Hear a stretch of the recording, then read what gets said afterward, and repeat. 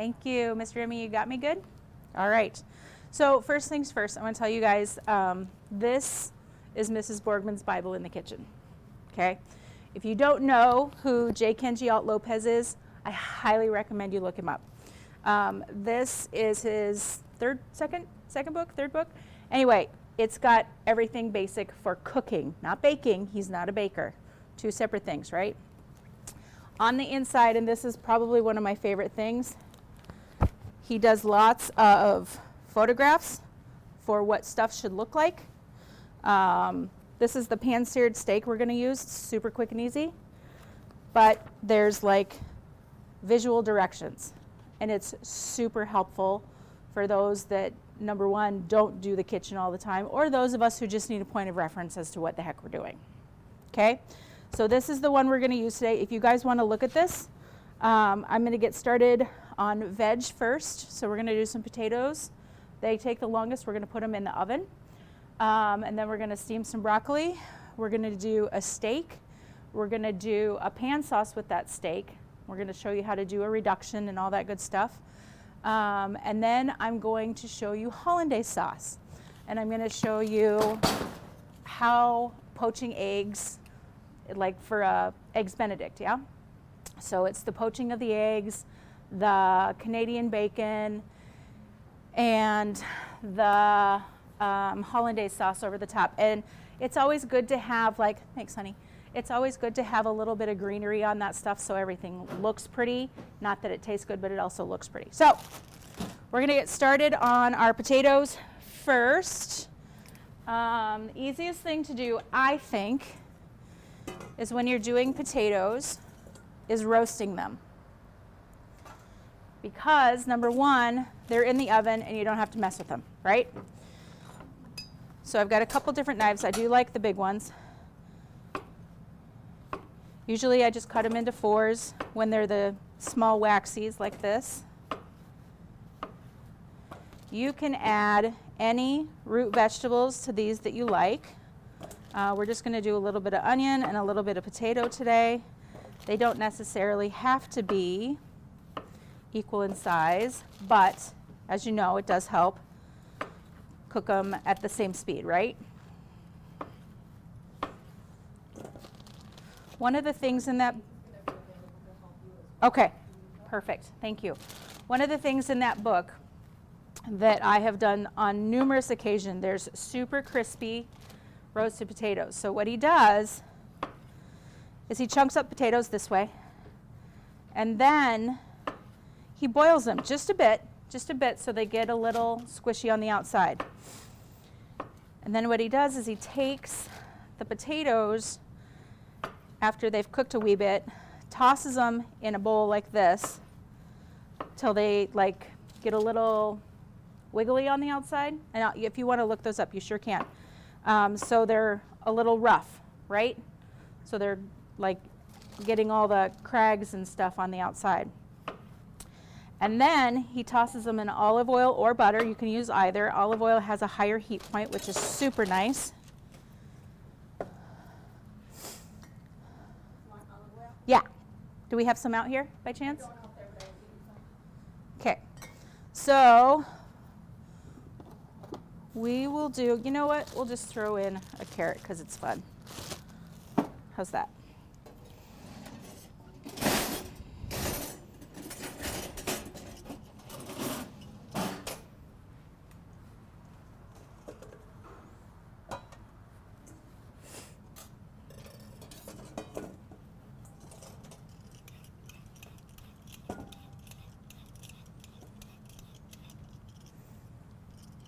Thanks.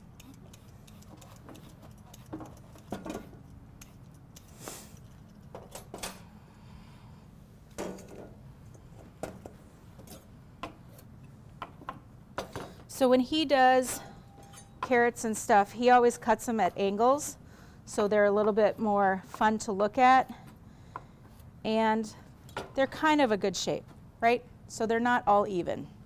So we're just going to put them in there. And we've got some salt, coarse sea salt, awesome. Pepper grinder, necessity.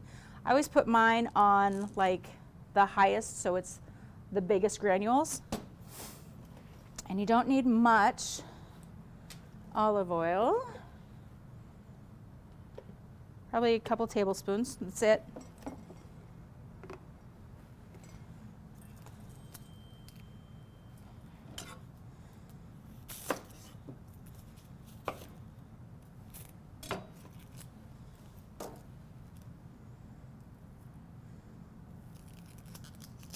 So in southern Colorado, I went to school in Greeley, Colorado for a semester before I went to Augustana. And they have onion farms down there. And in the fall, when they harvest all of the onions, they burn all the skins, and it smells hideous. Just saying. So don't ever go to Greeley, Colorado in the fall.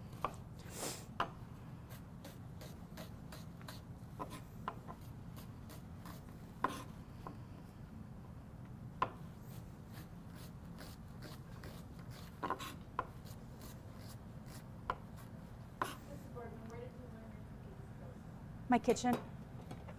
My grandmother, she was a really, really, really good chef, really good cook. She was a good pastry chef. That's what she was. But most of it I learned on my own. My husband and my kids, we eat a lot of really unique and different stuff at our house. I love to make curries a lot. Would you grab me a towel date, please? Just to put in my waistband.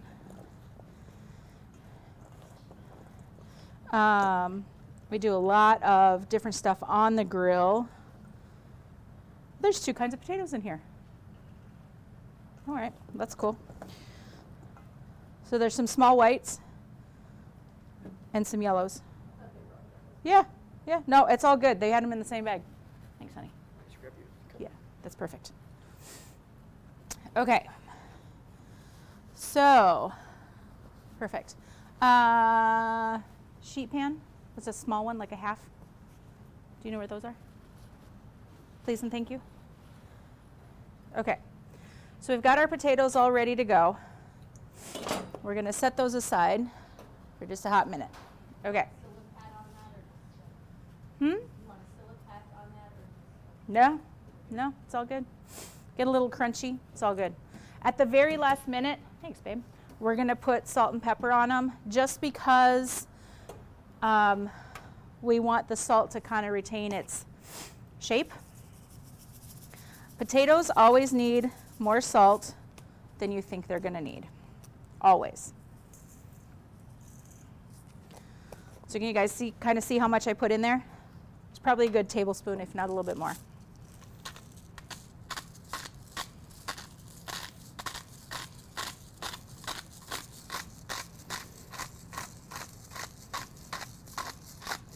As much flavor as you can get on that outside, so when you're biting through them,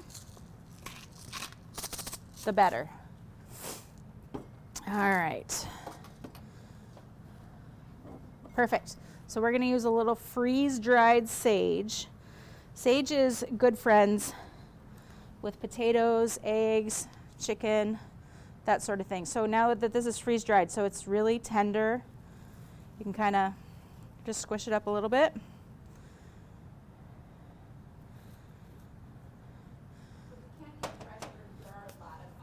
Yes. You can come to my garden this summer.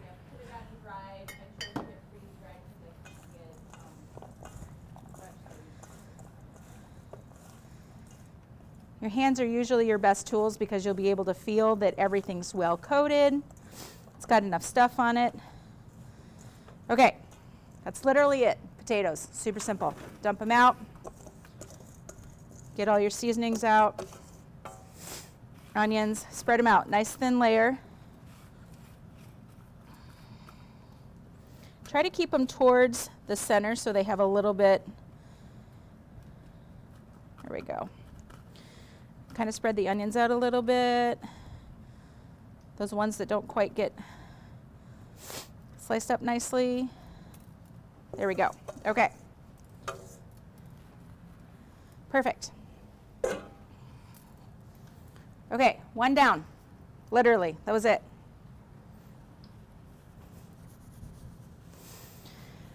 Okay. Do you want me to throw these in now? Okay. Perfect. Is this guy on? Oh. Perfect. Yep. Think. Fan up. Yep. Got it. So I usually do these pretty quick. Usually about 425 because they go super fast. Okay. Let's stake it up. So nice shallot. Always want to get off as much of the paper that you can prior. Want to do these super fine so that you have as much coverage as you can. I always slice mine, take the skin off that way. It's just easier for me because that way I can just roll it all off and the paper's not everywhere. And it gets that first layer off, which sometimes is not the most awesome.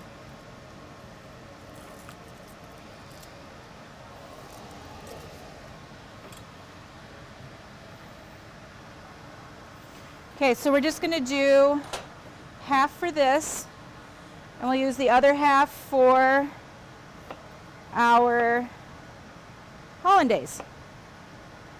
I like mine a little chunky. It works out. So again, super thin, super fine.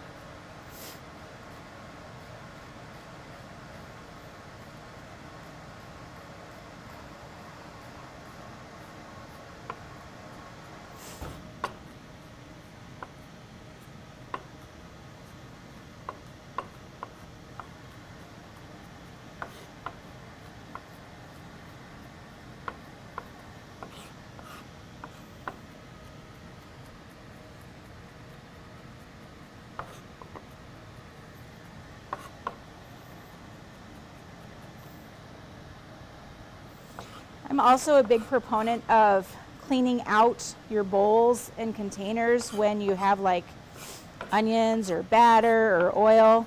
It drives me insane on cooking shows when they leave all that good stuff in the bowl and they don't use it. It drives me absolutely nuts.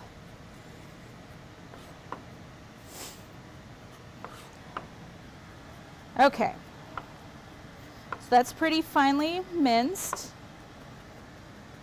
You can certainly go finer. You can use a mortar and pestle and do it that way as well. So that's only half a shallot. That might actually be enough for everybody. Okay. So we're going to do our steak real quick.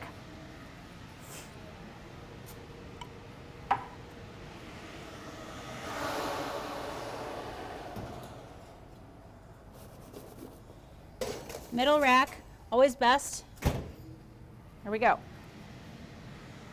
All right.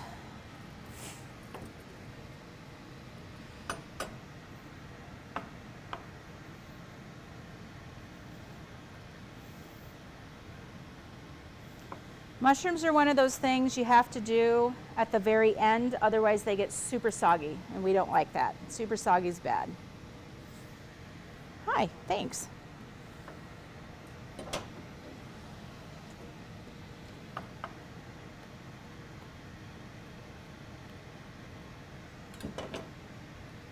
Okay, so we'll just set those aside, leave them well be. If you want and you don't like the woody stems, I usually save these guys for broth. So when I'm making veggie broth, I do like the leftovers of potatoes that aren't going to go in, or just an extra potato, sweet potato, parsnips. I love to use lots of celery, lots of onions, and then the mushrooms add a really nice flavor, super nice flavor. All right, garlic. There was a restaurant in Denver, and I'm pretty sure it's still there, where I grew up, and they had a sign on the outside. It was an Italian restaurant called the Saucy Noodle, and the sign on the outside said, "If you don't like garlic, go home." It was my favorite thing ever. All right.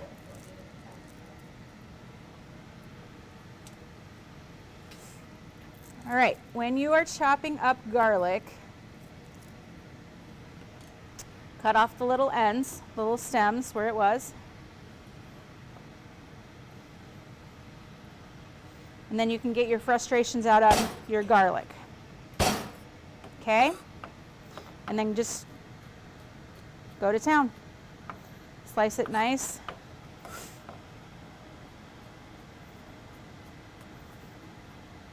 So this is a pretty rough chopped garlic. If you want it smaller, absolutely. If you want to be able to taste those, absolutely. Just leave well enough alone.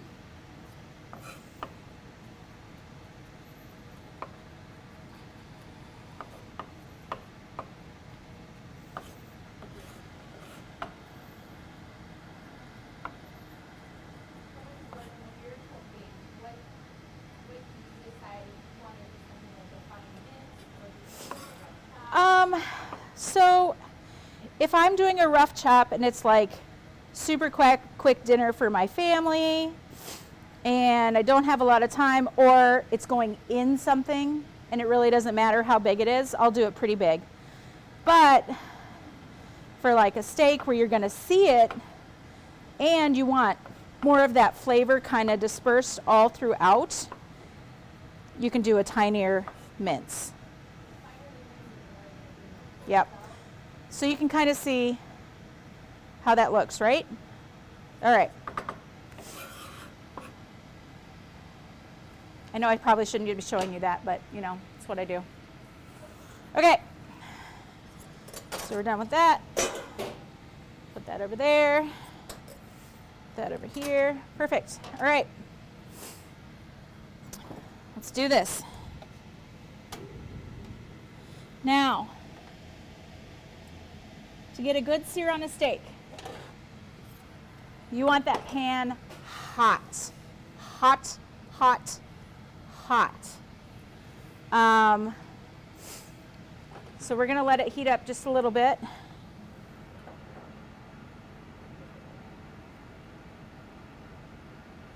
So basically, if you think about it, your grill's at home, bare minimum 400 degrees, right? That's usually what you cook stuff at, 350, 400, 425, depending on the meat. If you have thinner meat, which is why I like the flat irons to do in a pan skillet, because they're thinner and they cook much more evenly. If you've got a T-bone or one of those honkin' dinosaur bone things that you guys seen at Hy-Vee, lower and slower, because the heat has to penetrate all the way in, right? But on this, what we're looking for is a nice sear. So I'm going to open this up so you can kind of see what I'm working with. And this is the steak I use at my house, quite honestly. I love how they wrap these. They're so cool. Okay. Oh, this is a big one, Deb. Yeah. Woo! All right, here's what we're working with. Okay, so this looks pretty good.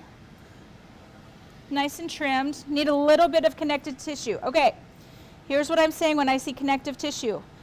In here, I don't know if you guys can see this. If you can't, come on up.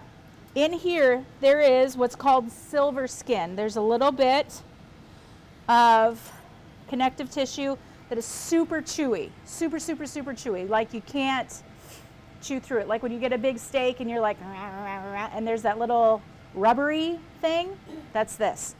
So the easiest thing to do, take a small paring knife, the very edge, and just start it. You want to get underneath, just like that, and just kind of go through. And you can kind of see where it comes off. Now I'm making this a little bit rough, and that's okay.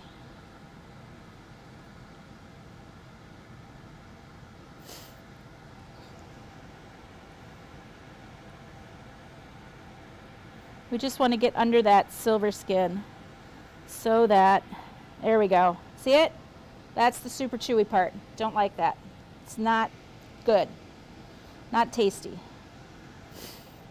Let's see if we can get this piece. There we go. All right. Looks pretty good. So this has a good amount of fat on it too, so that's nice. When you're doing beef, here we go. Fat is your friend because it adds more flavor and it also tenderizes it. So after your skillet gets nice and hot, if you can't keep your hand on it, you're good. You can see the heat waves coming out, you're good. Turn it down to about medium. Okay, and this is gonna go super quick. You guys ready? I'm going to cut this in half. We'll do that one. Okay. So, neutral oil, olive oil is my oil of choice. Not much. That's it. See how it's already smoking? That's what you want. Okay, you ready? When you put beef in, you put it away from you. Do not put it towards you. You will splash yourself something fierce, and that would be bad. Okay, we're gonna let it sit. Get that oil in there nice and hot. In the bottom of this pan, what is the stuff called that's in the bottom of the pan? Who can tell me? Starts with an F. Flavor, yes, but there's a French name for it. Who remembers? F fond. Strong work. Strong work, Mr. Sauer. All right. Okay, so the other thing about steaks, you stretch your palm out. Everybody stretch your palm out like this. Yep. Right here, that's what it feels like, medium. Right here, that's well. It's always going to be, you can feel a little bit of give, right? So this is what we're looking for, is right here. So I'm going to use my tongs. Ha-ha. Okay, you ready? Here we go. Ooh, we're going to throw that one away.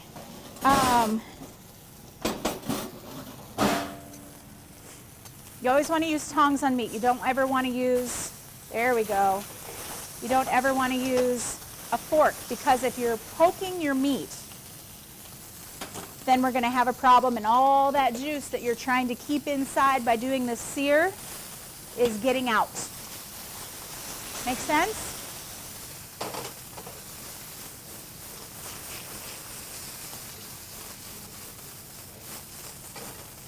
Okay, so you can kind of see how it shrinks up too, right?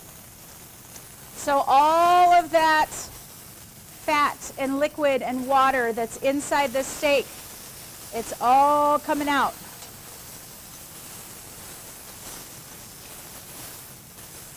Don't be afraid to turn your meat a couple of times.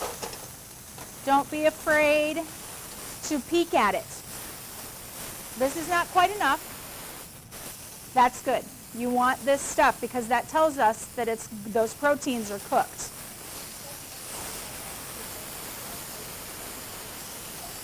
Don't be afraid. Have at.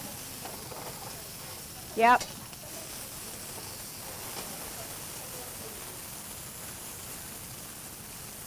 Okay, so you can kind of see me touching the top of it here like this. Not quite. And you can see on the bottom, we're getting there. We're going to leave it a couple more minutes. And we'll do this other piece too, just so we have a couple. We can share them out.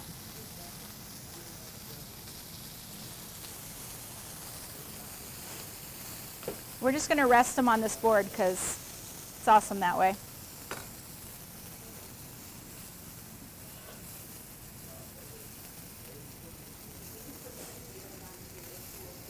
Okay.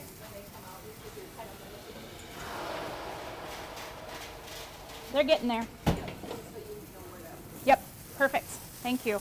Can you guys smell the potatoes? There we go.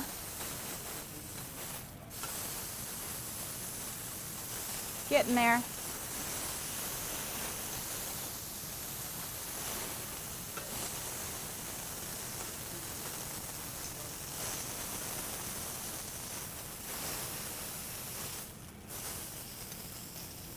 All right.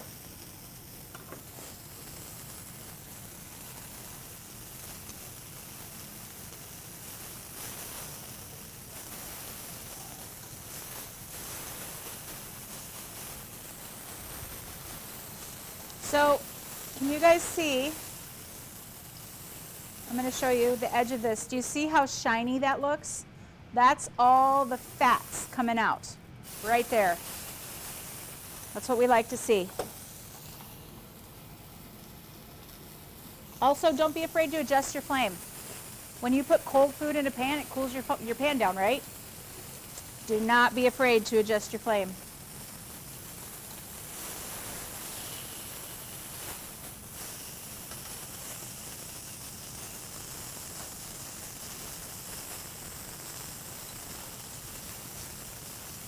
I can also tell that it's cooking through in the middle, so you can kind of see right here, you can kind of see where there's blood coming out. That's a good thing. You could always do the sides too. I always like to do the sides, especially if I'm doing for a stew. I always sear the sides, or if I'm doing like a big pot roast or something and I'm going to throw it in the crock pot, I always sear stuff first. Always, always. Yep, a lot more flavor, a lot more texture. There we go. Okay, we're going to put that one aside. At least 10 minutes. Now, we're not going to put any more grease in there because I want more fond on the bottom. We're just going to let it go.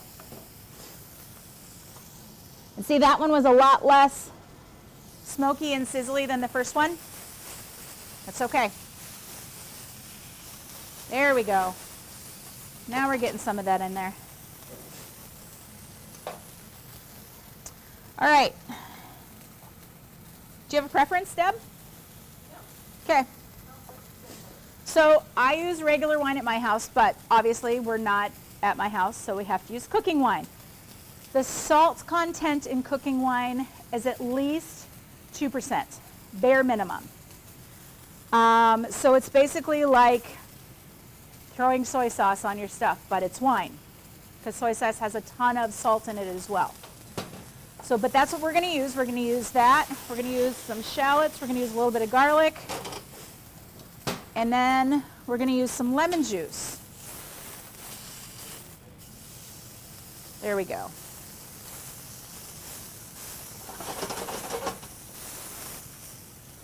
So what we're going to do is we're going to measure out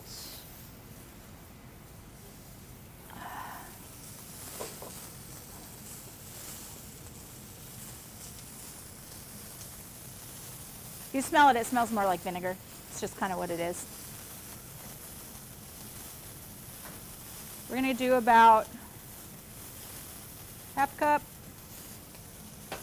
because that's going to deglaze.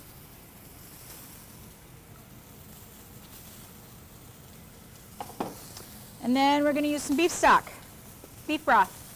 You can get the low sodium one, which is probably a good idea when you're using cooking wine, but we're not going to add any extra salt, just so we don't have too much, right?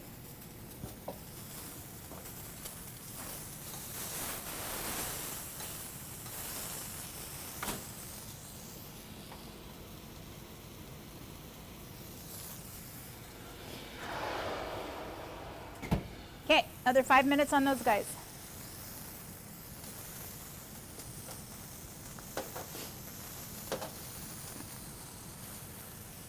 Perfect. So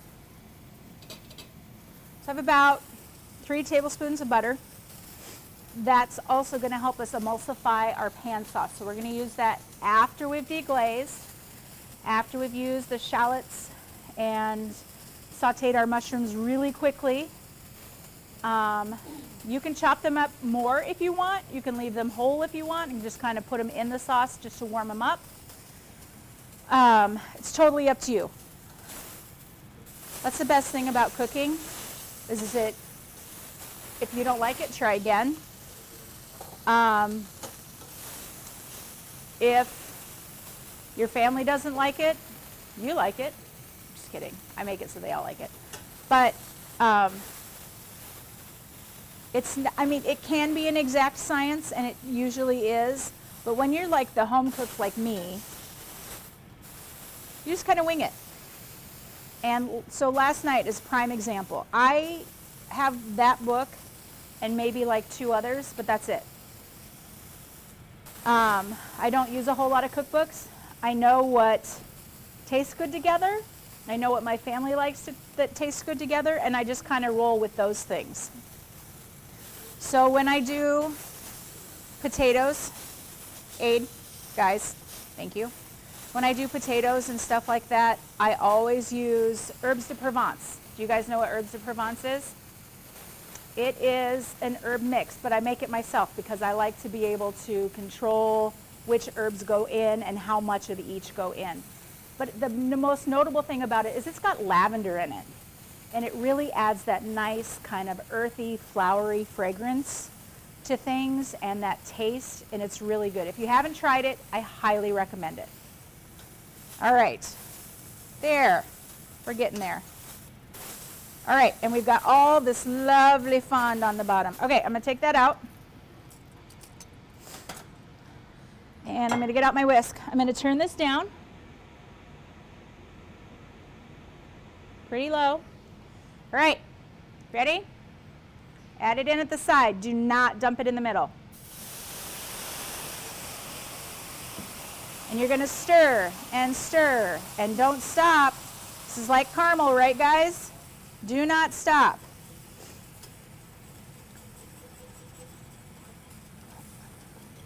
Get all that stuff up.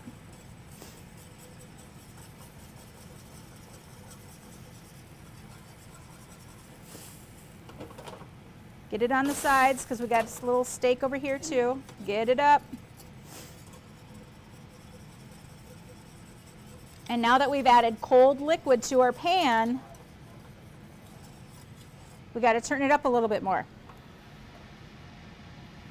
Just a little bit, not much. So it's just kind of simmering. You can kind of see where the gas burner is on the outside. Just keep going.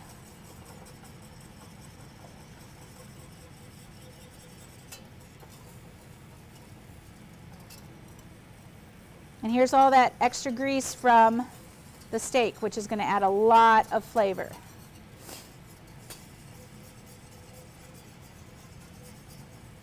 This is probably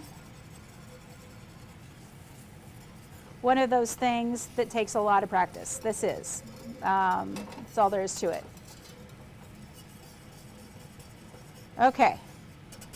So now that we've got that in there pretty good, and our steaks are resting, you can kind of see this one's going to be a little bit more rare. You can kind of see it coming through, like I was telling you, the blood, right? See how it's resting, and all those juices, we want them reabsorbed. This one, a little bit more done. Not much, but a little bit.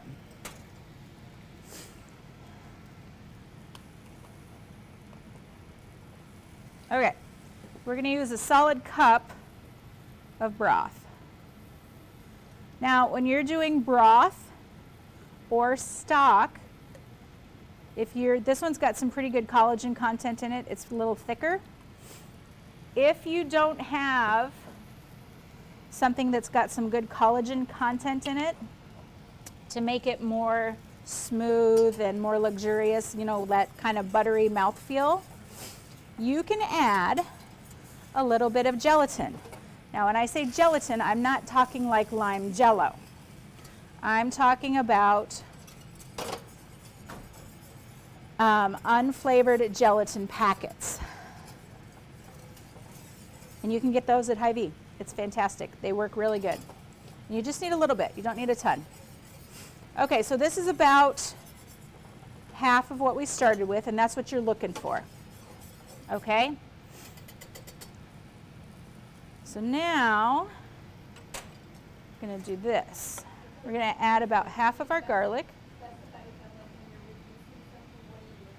I can't hear you, I'm sorry. When you're reducing something, like when you do a reduction, like if Yep, yep, that's usually the ballpark that I'm going for is about half.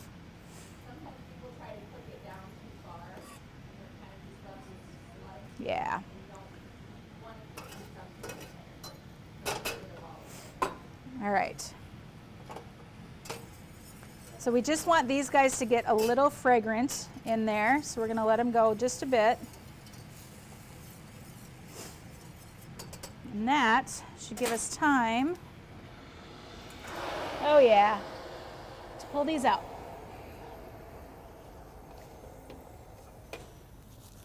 See that? You hear them? Super quick, super, super, super quick. Okay.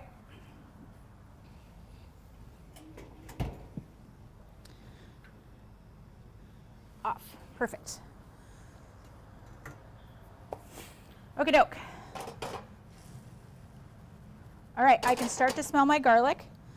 I'm going to turn this up just a little bit because we're evaporating more liquid.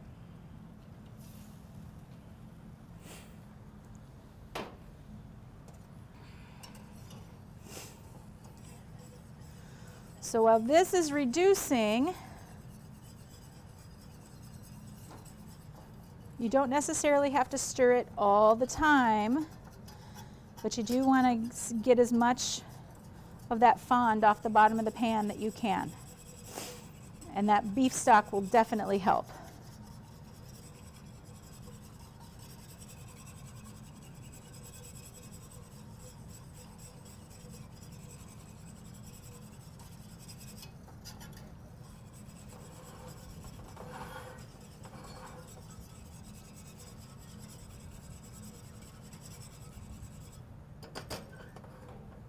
Okay.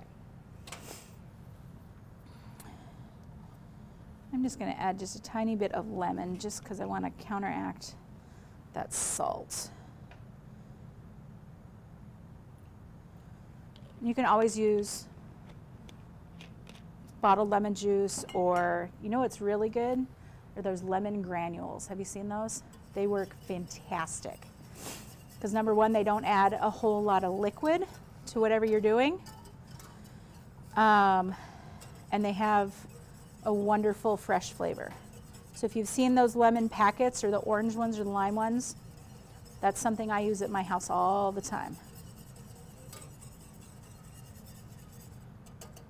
Okay, so we're just going to let that go. Stir it every once in a while. Keep it up. Okay, so we're going to do broccoli. So quick. Like literally, you can make broccoli and it's awesome, and you can put a sauce on it. Actually, we're going to do our Hollandaise first because we want broccoli to be super hot and fresh, and we want that lemony Hollandaise over the top of it because that's what we're going to do today. So we'll do our Hollandaise first, and then we'll do our broccoli because it's super quick. Here we go. Sure, you've got one. You have everything. I don't know why I asked that. Because you're awesome that way.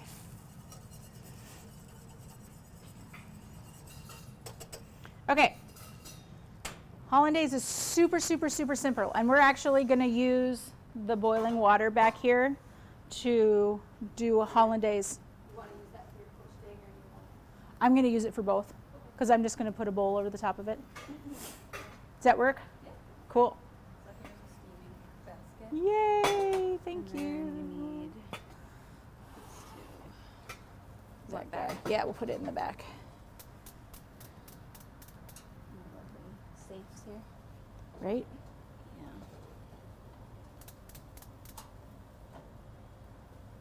Or not. Or not. If we need to use the front one, that's okay too. Should start. It's just being stubborn. There we go. There it is. All right, so we'll just barely. Perfect. Thank you. Okay, Hollandaise. Super simple.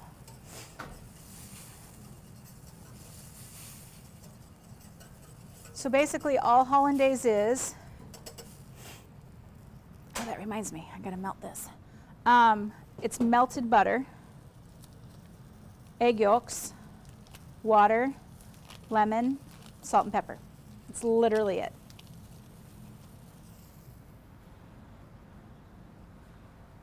Do you have a small glass bowl I can throw in the microwave real quick? Dayton, small glass bowl. I just need to melt some butter, or a glass measuring cup. Either way, please and thank you. I'm sorry? Butter?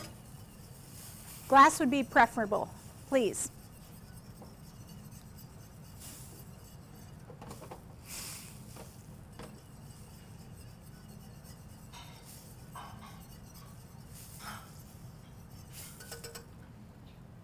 Perfect. Thank you. Yep, just right here. That's awesome. Thanks, my friend.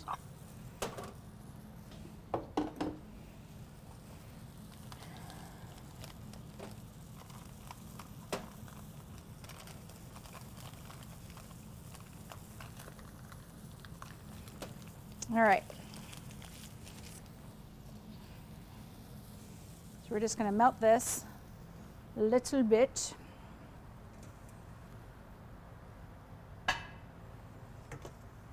And what I think I'll do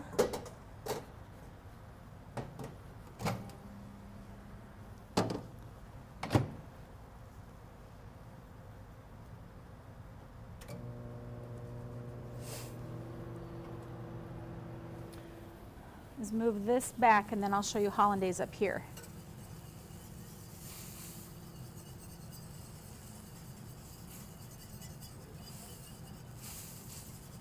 So the other thing is that different chefs mix things differently, right? Find what works for you. Just because I do it this way, or because Kenji does it another way, or you've seen Julia Child do it another way, do it whatever works for you.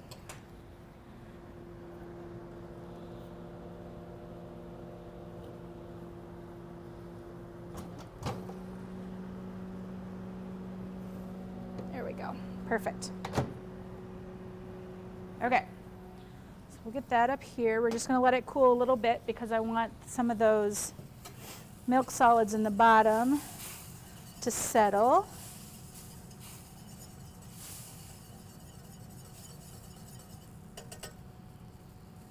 All right. So we're going to let this finish back here.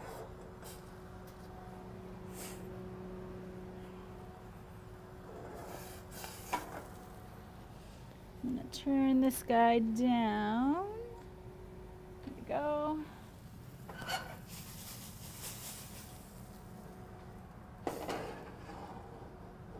Okay. Turn this guy way down. There we go. Okay. So Hollandaise, when you're doing it, barely a simmer. Super, super, super low. Because you're basically cooking those eggs. You want them to be nice and light and fluffy so that they pair nicely with your veg, which is also super helpful. Okay. So we're going to, first of all, we'll just do a couple eggs here. I'm going to use this other bowl for whites because we don't need the whites, we just need the yolks. This is why my husband cleans up and I don't.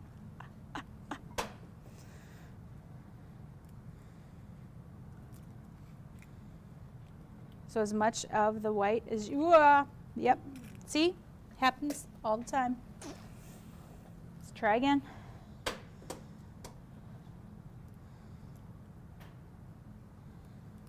There we go. So when eggs are warmer, the yolks have more of a tendency to come apart. And that's why people like to use room temp eggs to make sure that that yolk is not going to really stick to those whites, because you really want to use your yolk. Okay. And then we're going to use this because we just used this for butter. So cut this in half. Save that. So you always want to look and see. This guy does not have seeds in the very top, right? So what you want to do, and you want a good tablespoon. So what I do is I always put it in my hand this way so I can catch seeds, okay? And before I got started, I don't know if you guys saw me, what I did was I rolled my lemon on the countertop. What it does is it releases those juices and it breaks those membranes in there so it's easier to get out, okay? So we're just gonna do about that, half a lemon's worth. That's it. So I didn't get any seeds in there whatsoever. You don't have to have a fancy juicer or No. tool. Hands are your best tools. All right, let me grab a little bit of water. You always want to use cold. Don't ever use hot. You don't need much. I got way too much in here. You don't need much. So I have about 1/3 of a cup. I'm going to use about that much. Now, I'm going to hang on to this though, because when you're making hollandaise, two things. It typically breaks, which means that all of the fats coagulate and do weird stuff, and then it looks like scrambled eggs, and we don't want that because that's gross. So we're going to save this aside, and what we're going to do is we're going to start whisking, but when we do that, if it starts to break, and you have to whisk really quickly, you can grab your cool water and add it in. So the idea behind the bain-marie, that's this guy, is that you're slowly cooking the eggs and getting as much air into it as you can.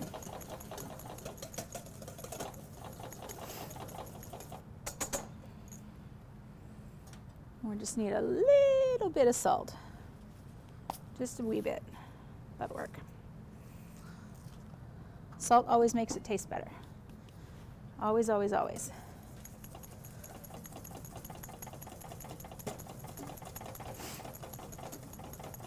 It's like if you make a loaf of bread without salt, it tastes disgusting. Add a little bit of salt to just about everything. Works like a charm. It'll amp up that flavor like you wouldn't believe.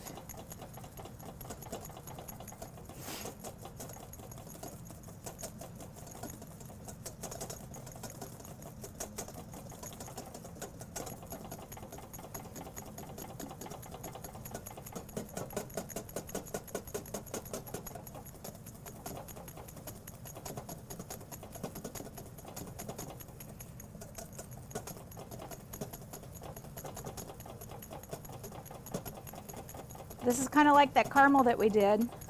Keep your eye on it or it's done, right? You always have to keep your eye on it really closely. This will go in seconds. And you always want to continually whisk because you want to make sure you're getting that emulsification in there.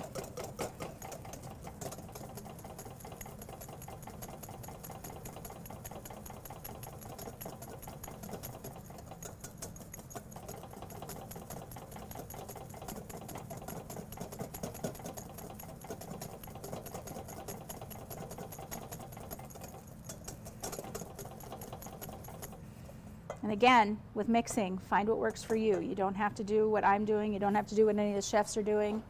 All right. Pan sauce. Look how much that's reduced, right? Okay. Cold butter. And we're going to use this spatula. We're just going to put in a little bit of butter. Call it a day. So we're going to turn the heat off first. All together. There we go. Okay.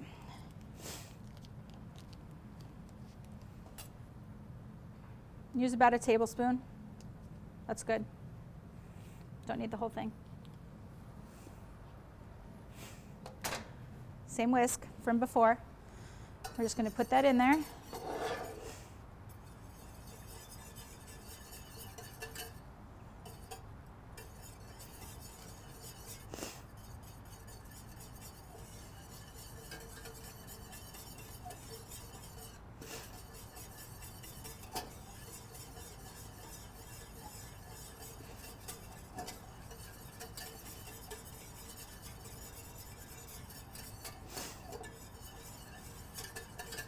And that's quite literally it.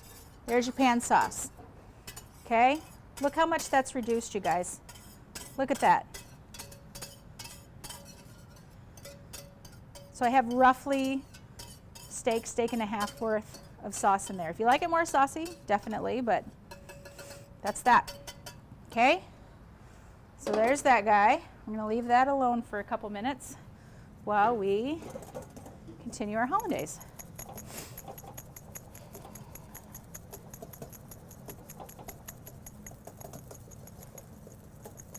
And the idea behind hollandaise is it's a vehicle for lemon, quite honestly.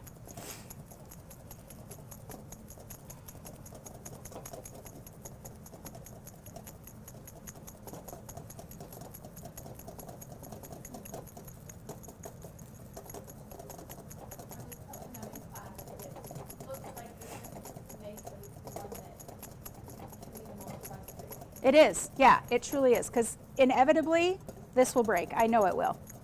That's just how it is.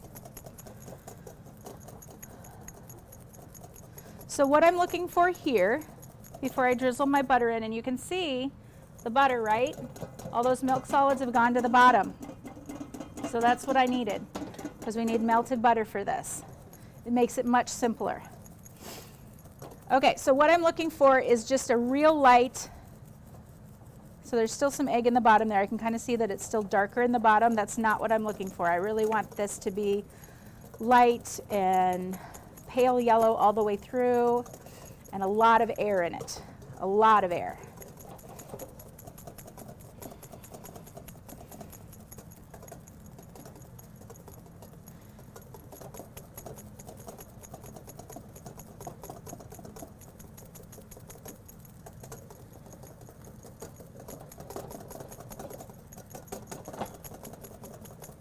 There we go, we're getting there. We're getting there. Okay, so while that is just finishing up, yeah, there we go. Okay.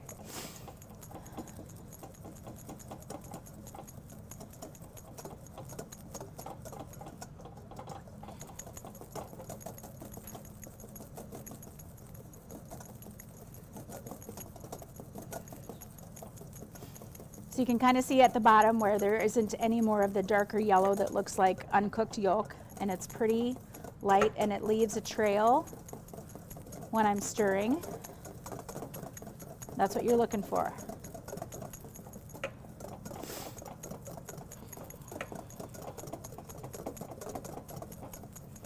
The other thing you can do with hollandaise, and this is a really good way to do it too, is you can do all of this in a blender, or you can use a stick blender in a tall container and do it that way as well, with eggs and the water and the lemon. And then cook it a little bit and get it all nice and emulsified. There. That's what I was looking for. Okay, perfect. We're going to remove that. Excellent. Turn that off. Okay.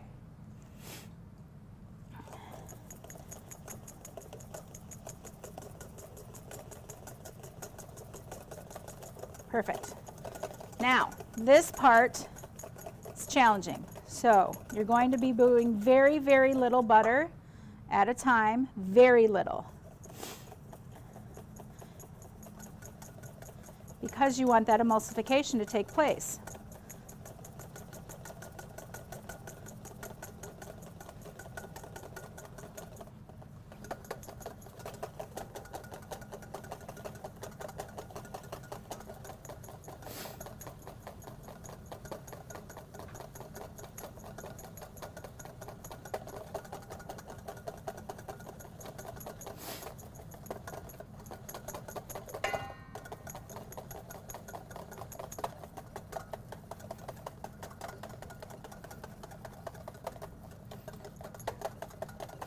And since those eggs are essentially cooked in here, we're just kind of adding the butter so it's a nice, soft, smooth, super creamy sauce. Now, you don't have to add as much as this. I probably won't. But the other thing about Hollandaise is that it's supposed to be a clean sauce, so you don't ever want to, I mean, you can put stuff on top, pepper, chives, whatever, but you don't want to put stuff in it. Does that make sense?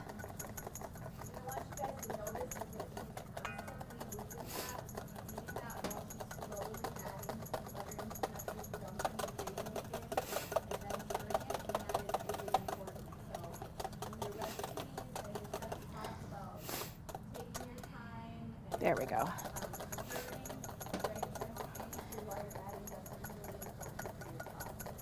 Super important.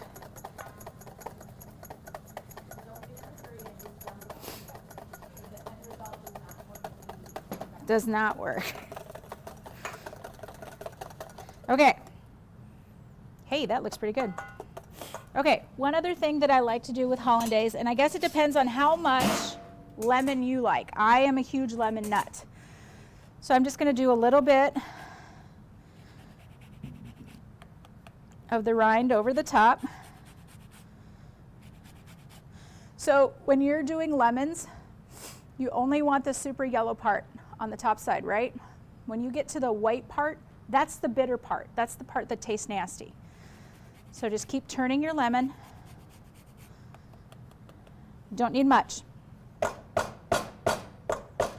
Perfect. That's it. That's all you need.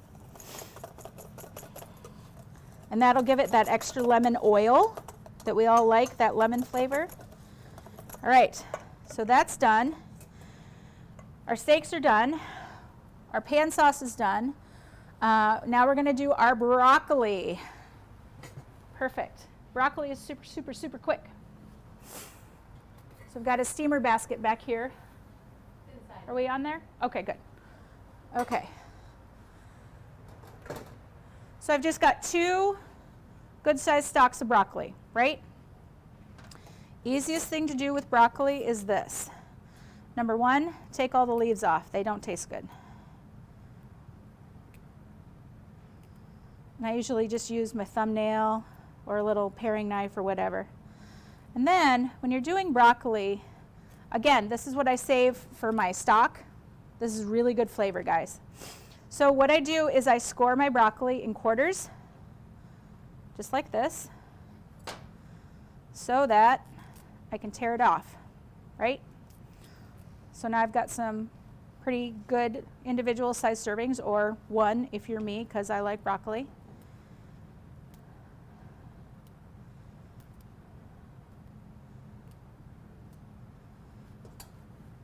This one's a little bit bigger.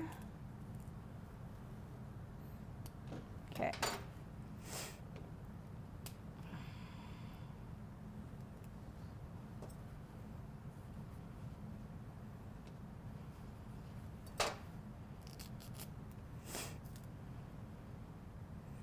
The other thing is that stem is super woody down towards the end, so it's really tough. All right, so we are just going to take these guys. I'll just put a couple in there so you can see what we're doing. Here we go. That's it. Lid on. Maximum 5 minutes. All you're looking for is to heat it up. If you go too far, it's mush, it's paste, it's nasty. So if you have a little bit of texture, that's what we're looking for, is that texture. Okay. So we've got our Hollandaise. I'm going to just keep this warm right over here. Didn't break, Deb. I'm so excited. There's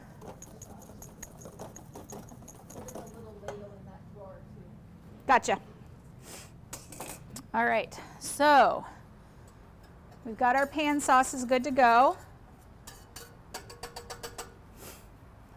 We've let our steaks rest. I'm going to grab a plate.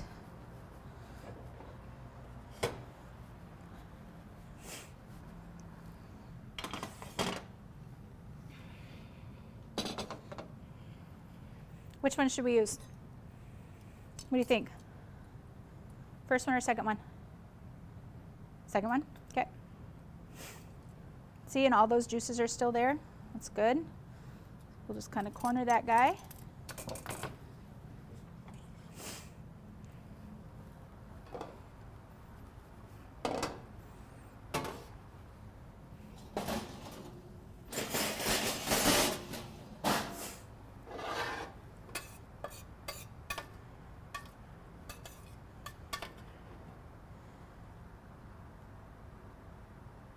I always go with if you have more shallots and garlic than you do sauce, you're doing it right.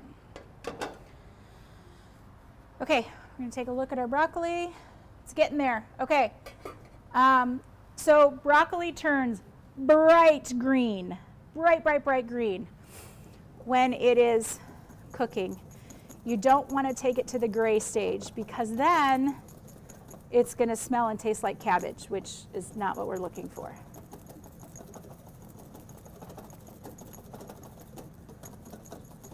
There we go. We're just keeping that warm. Okay, so we're going to grab some potatoes.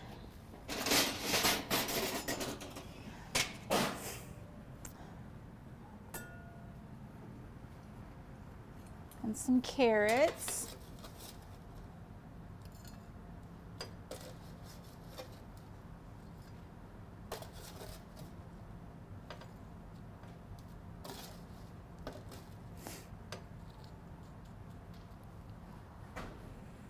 So there's probably a good 4 servings there. You could put hollandaise on your potatoes too. That would be really good.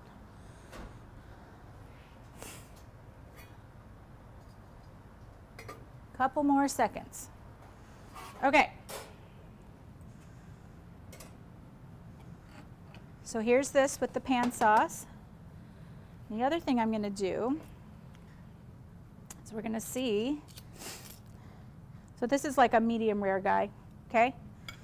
It's always good to cut it in the center so you have the thickest part of the steak so that they can see that, yeah? Nice and tender. We let it rest. Ready? Yeah, that's pretty medium rare. You guys see that?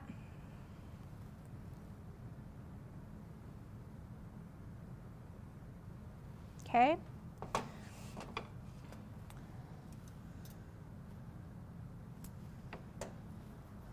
All right, broccoli's done. Perfect.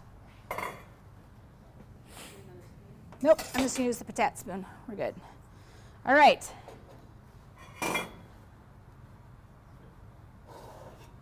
See this vivid green? That's what you're looking for. You've heated it through. You've gotten some of those proteins. I'm just going to put a couple pieces on here. This one.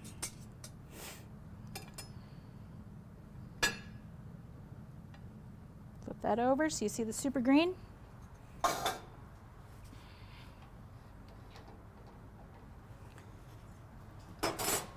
Okay, so you can use a little bit of your hollandaise on your broccoli, which is really good, and it's still a little warm, which is what we're looking for. Making such a mess, Deb. I'm so sorry. You see that? Look at that. Nice ribbon stage. Perfect. Don't need much.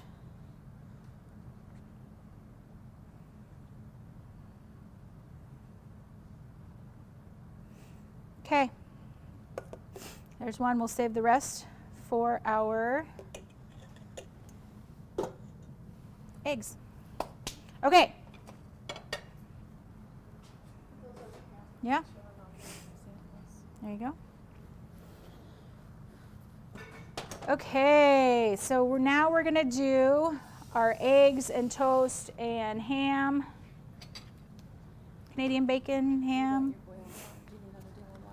I'm just going to crank this one up. Okay. We're good. Yep, and then I'll just put this. Oh yeah, that'll work perfectly. Yeah, perfect. All right, so let's get this guy going again.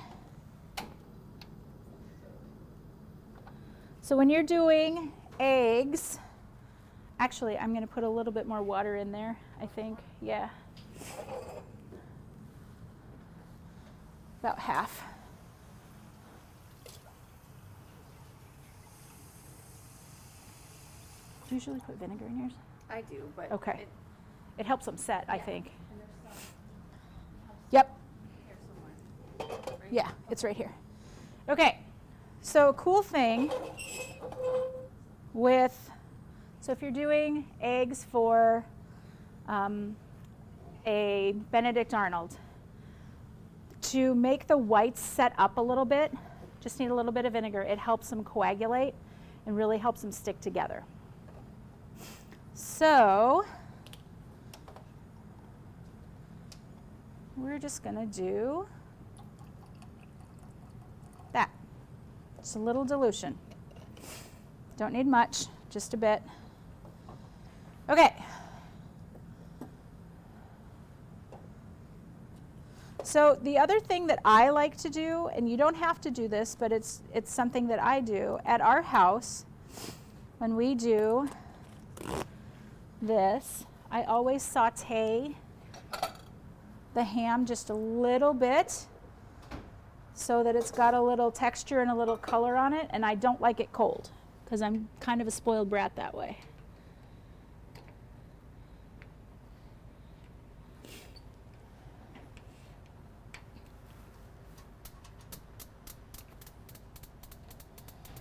There we go.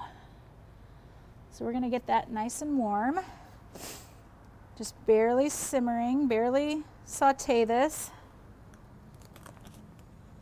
as our water comes up and our Hollandaise is staying warm.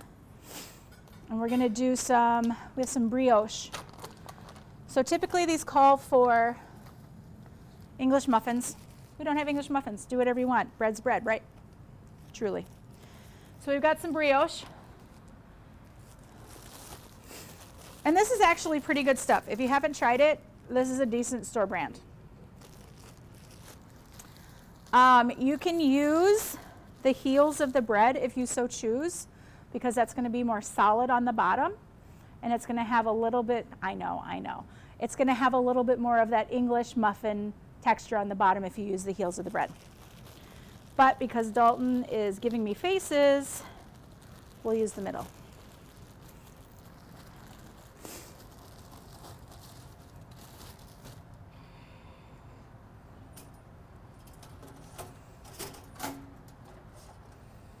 Is this plugged in, Deb? Oh, there we go. Yeah, if it's not, the deal might be a little push.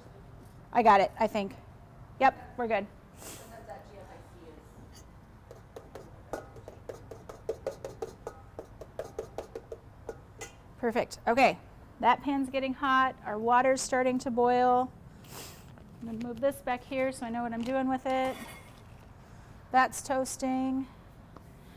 You can do one of two things too when you're doing Eggs Benedict. You can butter the toast, which adds that extra layer of fat flavor that's always good, or you can not. It's up to you. It's totally up to you. I know Julia Childs always did. She always buttered everything, which, you know, I'm rather fond of. But like Kenji, he doesn't. He just dry toasts it because he wants that egg to be runny, and he wants that egg to kind of seep into the toast or the English muffin, and then that Hollandaise kind of mix in with that flavor. Okay, the other thing we're going to do is we're going to cut up some chives, just so we have some fresh herbs.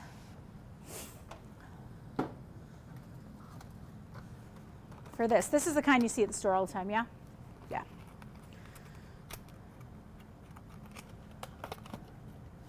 So I usually just like the stuff from the middle because it's most green and it's stayed most moist.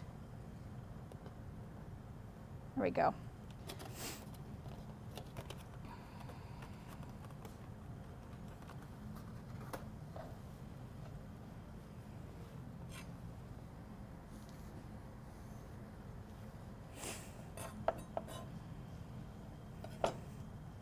Okay, and always, you know, like with onions, right?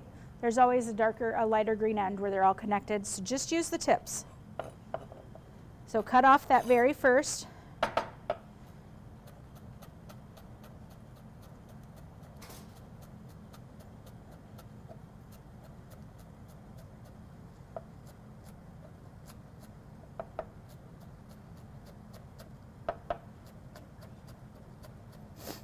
Okay. Don't want that guy.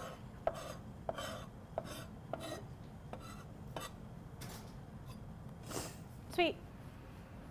Oh my. Your toaster's, it was on high. That's all right. It'll be good. Nice and toasty. Here we go. So our sauce is still nice and warm over here. Our pan is hot. Our bread is done. So I'm going to turn this way, way, way, way, way down, because Canadian bacon, as a rule, does not have much fat in it. So literally, it's like 1.5 grams. That's it. You can add a little bit of butter if you want, but you don't have to. All right, so I'm taking 2 pieces out of the middle because the side pieces usually get a little thin. And I'm just going to barely put them in. Now, our water is boiling, simmering. That's what we're looking for. So now we're looking to put our egg in. So 2 things that I do. When you do this, you can put it in a small bowl and then roll it in really gently. Dayton, would you do me a huge favor? Would you grab me another one of these, please? Please and thank you.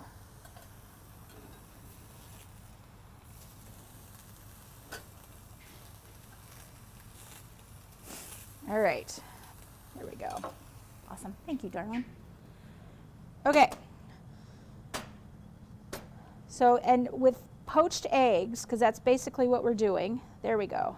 We just want to do it nice and slowly. All right, ready?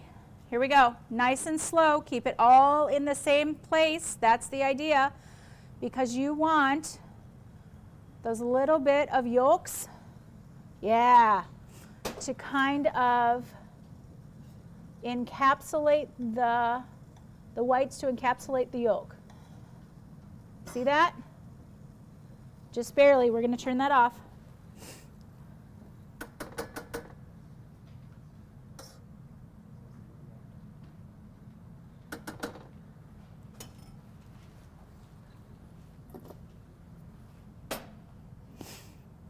Got 2 bread, right? We need 2 eggs. I usually don't like to put my eggs in together either, because I don't want them to mix. So I'm getting that white in there, and then there's the yolk, and it's kind of encapsulating it, right? That one's going to be a little challenging. Poached eggs are hard, no lie. Okay, there we go. Just going to let them sit for a hot minute. Turn this off. Done. Toast. Plate. Oh, you've got it over there. Can I have another plate? Yeah. S'il vous plaît. Thank you.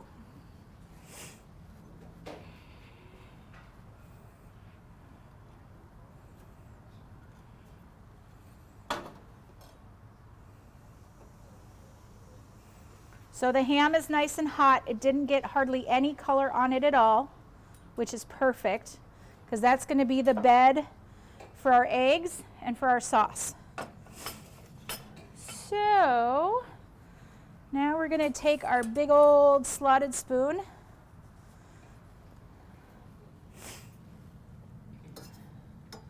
We're going to very gently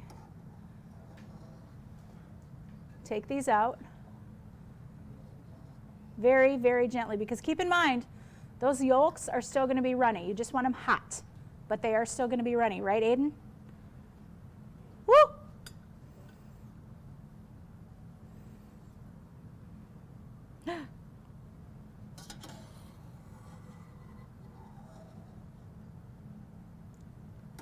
Okay, that one needs another minute.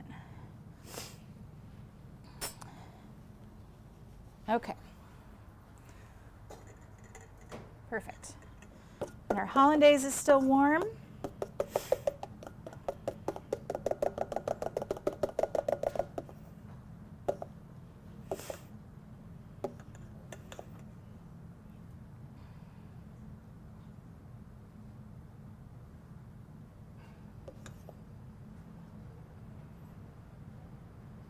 You can always use more lemon than I do. I love lemon, so I typically use more than this, but I wanted you guys to get a good idea of what it's supposed to taste like.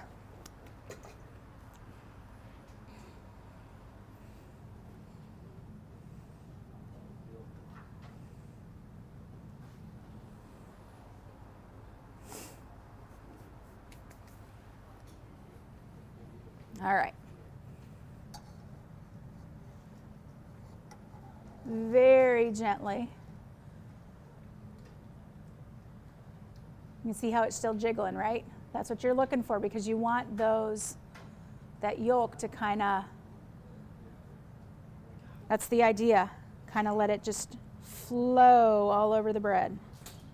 Okay, so there's our second one.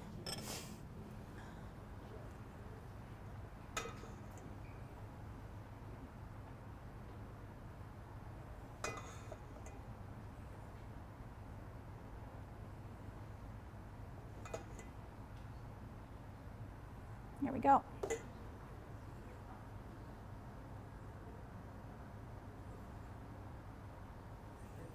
Okay, the other thing you can do if you really want to up the lemon factor, just do a little squeeze, just a little bit.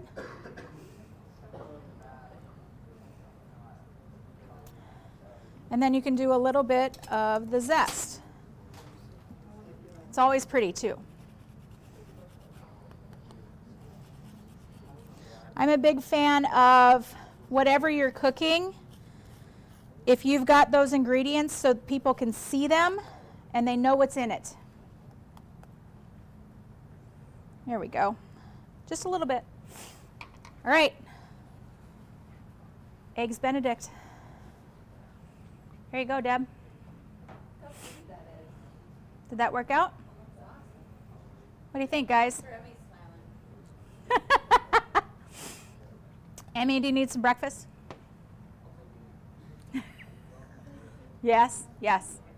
Right, any questions, guys? What do you think, gang? Lots of info, but Does that work for you? How was the steak? Good. Yeah.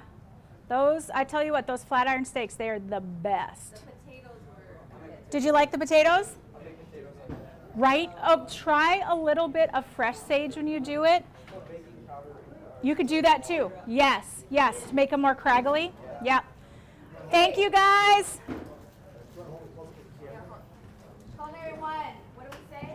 Thank you. Push your chairs in, please. Have a great day. I gotta get a picture. There you go. So pretty. Thank you. All right, how did the sauce turn out?